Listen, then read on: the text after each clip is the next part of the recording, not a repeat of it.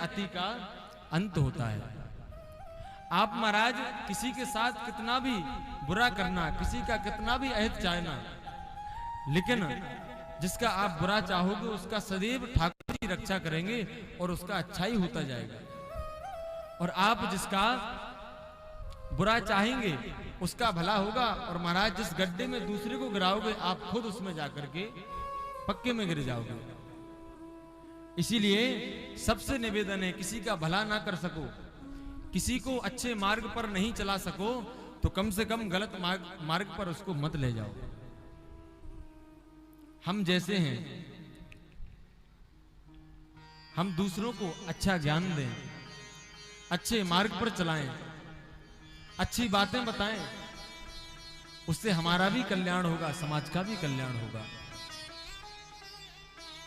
आज महाराज धुंधकारी बड़ा प्रसन्न है, लेकिन एक दिन वैश्याओं ने भी मन में विचार किया कि ये तो जो है राजाओं के यहां चोरी करता है, आज नहीं तो कल पकड़ा जाएगा।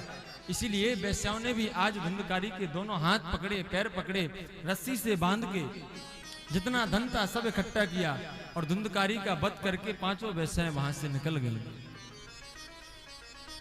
क्या बचा घर में? पिताजी चले गए, भाई चला गया, मां भी चली गई और अंत में धुंधकारी को भी जाना पड़ा। किसके कारण? किसके कारण? उसका कारण है केवल क्या?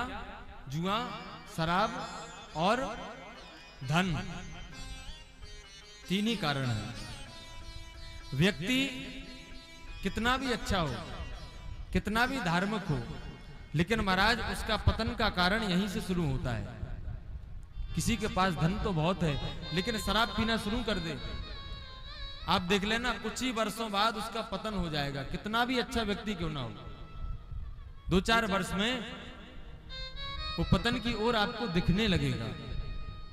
कोई व्यक्ति कितना भी धनवान क्यों ना हो, जुआ खेलने के बाद उसका भी जो है पतन धीरे धीरे होने लगेगा।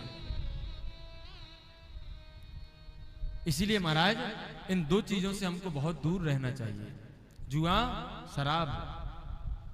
और महाराज धन है ना, धन से भी दूर ही रहना चाहिए। दूर कैसे? अब आप लोग सोचेंगे महाराज धन से दूर तो रह नहीं सकते। धन को अपने पास में रखना चाहिए, लेकिन जो अधर्म का धन है, अनीति का धन है, जो पाप का धन है, उससे हमको दूर रहना चाहिए। लेकिन कुछ लोग सोच रहे होंगे महाराज आज के जमाने में तो कहीं ना कहीं से बचा के ही कमा पाते हैं, थोड़ी बहुत तो पैसा कमाना ही पड़ता है। और पैसा जब कमाते हैं ना तो कहीं ना कहीं उसमें थोड़ी सी बदमाशी भी रहती है, रहती कि नहीं रहती? तो पवित्र धन घर में आना बहुत कठिन है आज के समय में। कोई सोचे कि हम एक भी किसी का धन नहीं खाएंगे और घर में पैसा भी हो जाए, तो महाराज आज के समय में कलयुग में यदि कोई सबसे बड़ा धनवान है ना, अच्छे पैसे वाले जो हैं, वो महाराज बेईमानी का ही धन कमाते हैं। एक मेहनत करने वाला मजदूर 500 रुपए प्राप्त करता है और उस मकान को बनाने वाला जो ठेकेदार होता है, बनवाने वाला, वो महाराज उसी में से 50,000, 1 लाख, 10 लाख भी कमा लेता है। कमा लेता है कि नहीं? लेकिन आप धन कैसा भी कमाएं, समय ऐसा आ गया है कि धन कहीं से भी लोग कमाना चाहते हैं, लेकिन धन को पवित्र करने के लिए आपको एक उपाय जरूर करना होगा। क्योंकि भागवत जी में लिखा है, धन पवित्र सेवा किए, धन पवित्र कर दान, मन पवित्र हरि भजन सो, होत त्रिविध कल्याण। यदि महाराज तन को पवित्र करना है तो ठाकुर जी की, ब्राह्मणों की, गौ की, संतों की सेवा करनी होगी, आपका तन पवित्र होगा। तन पवित्र सेवा किए, मन पवित्र कर दान। आपको यदि धन को पवित्र करना है ना, तो भागवत जैसे शुभ अवसरों पर आपको दान करना बहुत आवश्यक है। क्योंकि महाराज धन हमारे घर में जब आता है तो पता भी नहीं चलता कहां से आया, कैसे आया, पाप का है कि मेहनत का है, कोई पता नहीं, सब इकट्ठा रखा रहता है।